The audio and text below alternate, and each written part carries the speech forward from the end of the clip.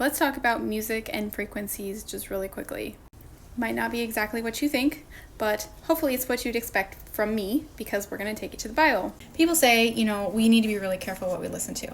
And I do agree with them to an extent, although some people take it to such a degree that we should only listen to certain music that has a certain frequency, even if it is Christian music.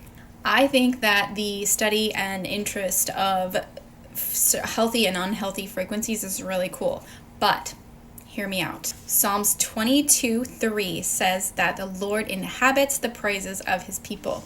2 Corinthians 3:17 says where the Spirit of the Lord is, there is freedom.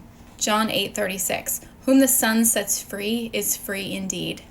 1 John 4:4, greater is he who is in you than he that is in the world. If you're worried about or you think that music that has the unhealthy frequencies, regardless of whether it is the Christian genre or not, has some kind of a magical spell in the frequency, I challenge you to take that up with the scriptures. I'm not at all advocating for listening to music that is not in the Christian genre. I think that does not align with Philippians 4:8 at all. And if the words and the frequencies of the music are poison, then there's just really nothing good to be found there at all. But I am not worried whatsoever in listening to mainstream Christian music. And honestly, I think that anybody who is trying to make you afraid of mainstream Christian music because of the frequencies is probably trying to make merchandise out of you. So here's the thing, here's the case that I'm making.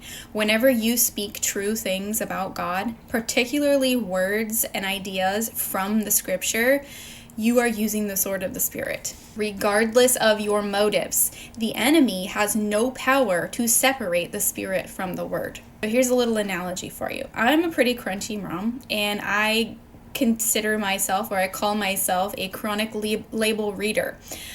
We don't buy a whole lot of prepackaged food, but when we do, I read the labels. I read the ingredients. I examine the ingredients.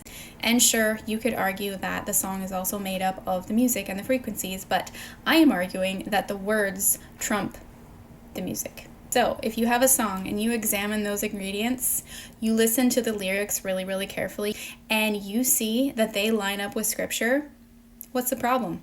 Again, the enemy cannot separate the Spirit from the word. Philippians 1:15-18 tells us that there are some, and there will be some, who preach the gospel of Christ for selfish gain. And yet, the power of the word of the gospel is not nullified. And in the same way, no frequencies are going to undo God's powerful word. But hey, you do you, no biggie. There's nothing at all wrong with music with better frequencies and the Spirit and the word.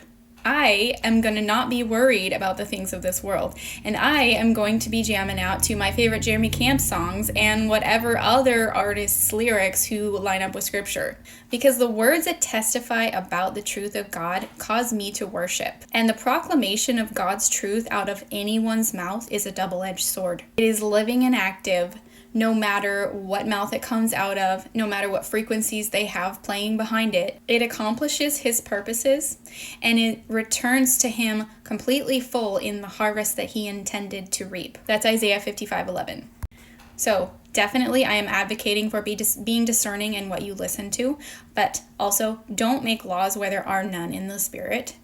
And rest assured that the truth of God is far more powerful than any frequency or intention of the enemy. Did you know that worship is a weapon against the forces of darkness? 2 Chronicles 20, verses 21 and 22 tell us a short story about the armies of Israel leading a charge against the armies of Ammon, Moab, and Mount Seir. And there were certain people who were literally in charge of leading the worship in the army.